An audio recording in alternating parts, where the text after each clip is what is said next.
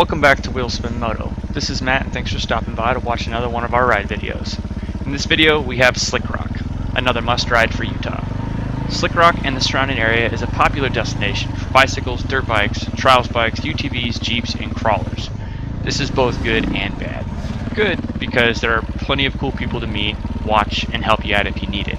Bad because you need to be really careful about going around some of the blind corners and cresting the hills. The trails are very easy to follow, and there is nothing wildly difficult. This is more of a flowy, fun zone with beautiful panoramic views of the Colorado River and the distant mountains. It is very tempting to go off trail and play on the cool rocks, but it's best to keep to the white lines to ensure that this area stays beautiful and open to all of us for as long as possible.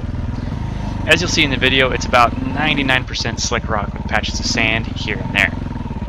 There is a decent loop marked out that doesn't take you terribly far away from the parking lot, so there's no need to lug an overnight's kit worth of water and tools. You can easily walk back to the car if you had to. This video features a 2007 KTM 450 EXE and a 2006 KTM 300 XCW. Both are running the Moto Z Tractionator tires.